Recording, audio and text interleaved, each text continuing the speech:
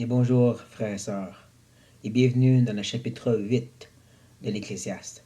Bien sûr, initialement, il n'y a pas de division de chapitre, n'empêche que c'est utile pour nous de comprendre que justement Coëlette se lance dans une autre discussion, toujours sous le soleil, sur la bannière de la vie sur la terre et l'utilité de la sagesse.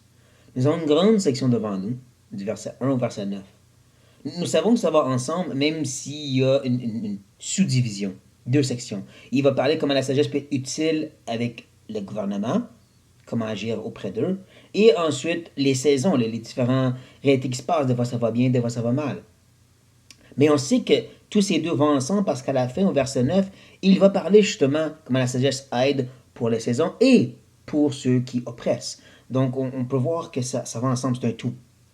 Mais puisque je veux vraiment prendre mon temps et faire des petites capsules, on va se concentrer sur la première section, les versets 1 à 4, le gouvernement.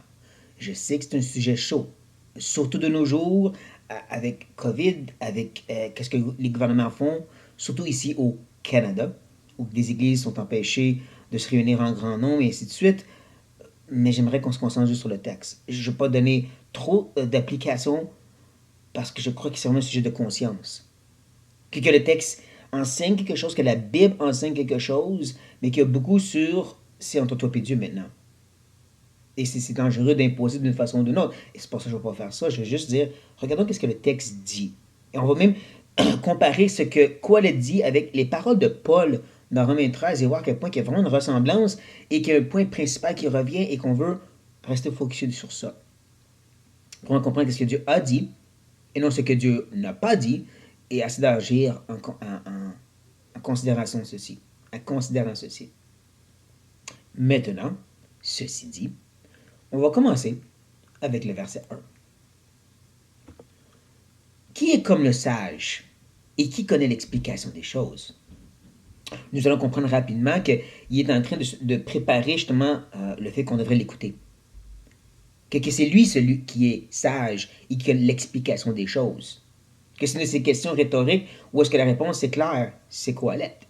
C'est la personne qui parle. On va le voir parce qu'il va justement enseigner avec autorité du verset 2 à 4 pour le gouvernement et ensuite aussi. Donc c'est lui qui a cette sagesse qui peut expliquer les choses. Il va continuer à décrire la sagesse d'un homme fait briller son visage et la sévérité de sa face est changée. L'idée de sévérité ici, c'est plus autorité ou même puissance, force. Et donc, ce serait probablement que ça donne une autorité d'avoir cette sagesse.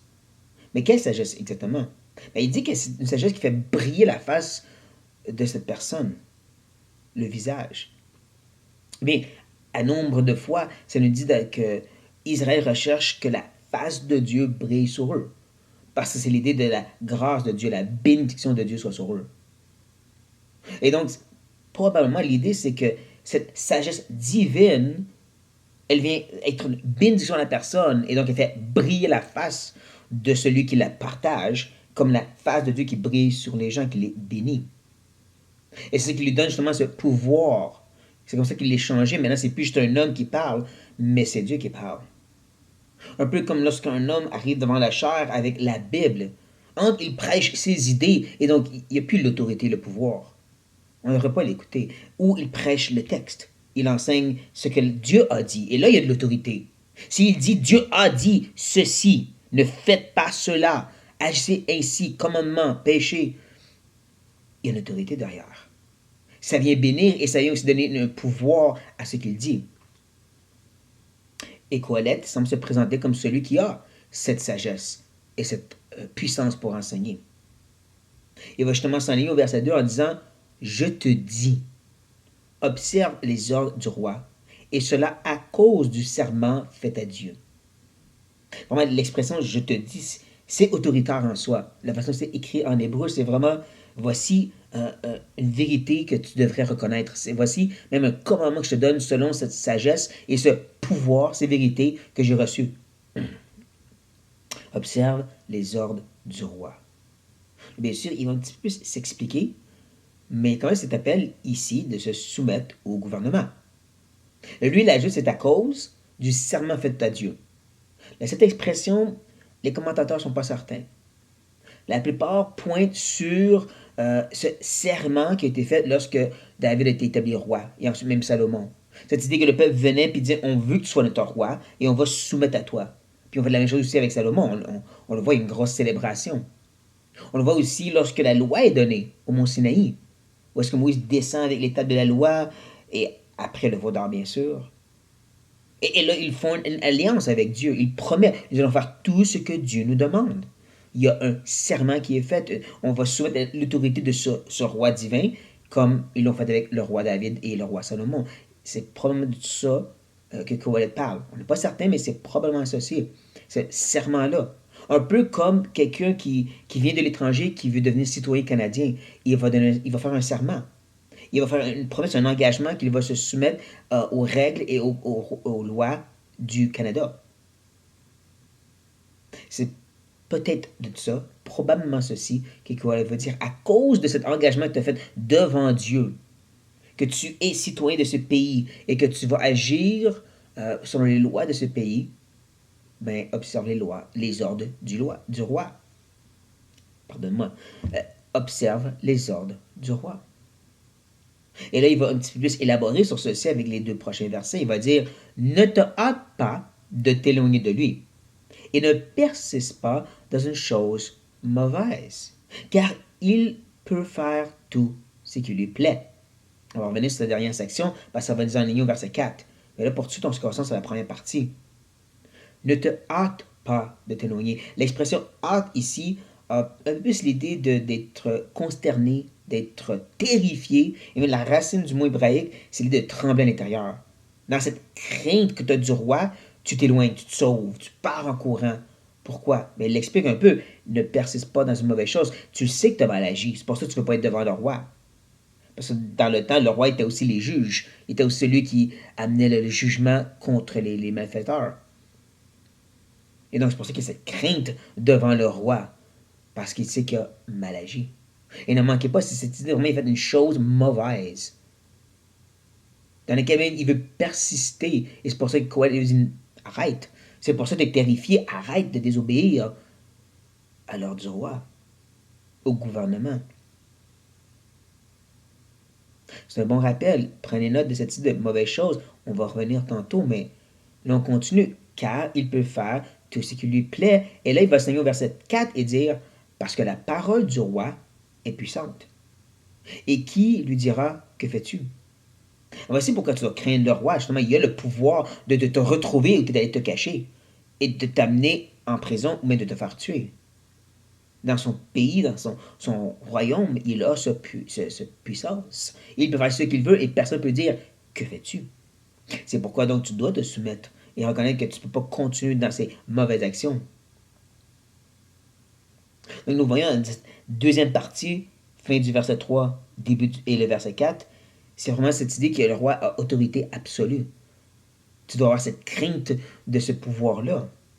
Et n'oublions pas le verset 2 qui parle justement devant Dieu. Alors, prenant tout ceci en tête, on va maintenant se tourner vers Romains 13. Je ne vais pas aller en détail, c'est tellement un beau texte, mais je vais juste lire et méditer rapidement sur certaines des choses que Paul nous enseigne et garder en tête ce qu'on vient juste de lire dans l'Ecclésiaste. Il commence au chapitre 13, verset 1. Que toute personne soit soumise aux autorités supérieures. Car il n'y a point d'autorité qui ne vient de Dieu. Les autorités qui existent ont été instituées de Dieu. Donc, un appel à la soumission comme Kohelet, et l'autre, l'autorité est de Dieu. C'est pour ça que l'engagement aussi est devant Dieu, parce que c'est lui qui a établi cette autorité. Et ça, c'est plus maintenant Israël, là. C'est plus le roi David, c'est le gouvernement romain. Prenez note de ceci, là. Peu importe c'était qui dirigeait à ce moment-là, et à quel point il y avait de la persécution du gouvernement romain, c'est quand même pas un gouvernement chrétien, là.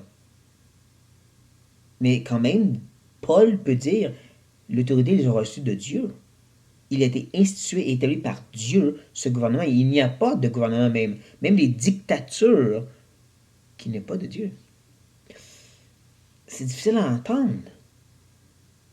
Mais c'est la parole de Dieu. C'est pourquoi celui qui s'oppose à l'autorité résistent à l'ordre que Dieu a établi. Et ceux qui résistent attireront une condamnation sur eux-mêmes. C'est là qu'on va avoir cette idée de lutter jusqu'à quel point qu'on doit se soumettre et est-ce que c'est des fois acceptable de résister. Et pour tout de suite, on continue. Ce n'est pas pour une bonne action, c'est pour une mauvaise que les magistrats sont à redouter. Veux-tu ne pas craindre l'autorité, fais le bien et tu auras son approbation. Là, présentement, on voit que Paul se concentre comme quoi sur cette idée de mauvaise action, en désobéissance aux lois. De vraiment chercher à faire le mal et non le bien. Là, il ne parle pas de obéissance à la parole de Dieu, il parle vraiment faire le mal dans la société dans laquelle tu habites. Ne manquez pas, c'est vraiment cette idée bonne action, mauvaise action. Il ajoute au verset 4, le magistrat est serviteur de Dieu pour ton bien. Mais si tu fais le mal, encore, si tu fais le mal, c'est vraiment néfaste ce que Paul dit ici, c'est le mal que tu cherches à faire, crains. Car ce n'est pas en vain qu'il porte l'épée. Encore, il peut faire ce qu'il veut, comme Colette nous avait dit, étant serviteur de Dieu pour exercer la vengeance et punir celui qui fait le mal. Il termine en disant, il est donc nécessaire d'être soumis, non seulement par crainte de la punition, mais encore par motif de conscience. Et on peut rajouter ici, devant Dieu, parce que c'est devant Dieu que Paul nous parle ici, comme Colette. D'ailleurs, si on prend un peu les deux passants en chambre, ne manquez pas cette idée, mauvaise action, à persister dans le mal. Ça semble être l'appel que Colette et Paul nous donnent. C'est de vraiment chercher à faire le mal. Et que ça, c'est néfaste. Et qu'on est appelé donc à se soumettre et ne pas faire le mal. On est appelé justement devant Dieu à reconnaître qu'il a placé l'autorité et on doit donc s'y soumettre à Dieu et donc au gouvernement et ne pas faire le mal. Et c'est un appel de conscience devant lui. Et bien sûr, la conscience est premièrement liée à Dieu, on le sait, avant le gouvernement. Mais c'est pour ça, je le dis en terminant, c'est vraiment toi devant Dieu. L'Église devant Dieu. Et qu'il faut faire attention de vouloir imposer ma compréhension à ta compréhension. C'est un appel de conscience ici que Paul donne. Que Colette aussi nous donne en parlant de ce que tu as fait un serment.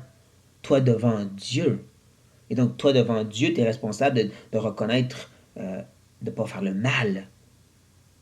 Et que l'Esprit est en toi pour te guider, ça c'est mal. Mais bien sûr aussi, on est appelé à reconnaître qu'il peut faire ce qu'il veut, le gouvernement.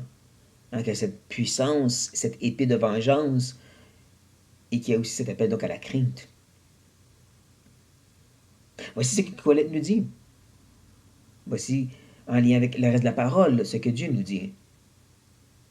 Pas facile. Et je ne crois pas qu'il y ait une réponse facile, comme je l'ai dit au début. Mais méditons sur ces choses et que Dieu nous guide et nous aide à être fidèles devant lui pour agir d'une façon qui l'honore et le glorifie. Sur ça, frères et sœurs, désolé, je ne sais pas toutes les réponses, mais c'est correct parce que c'est Dieu qui les a. Soyez bénis.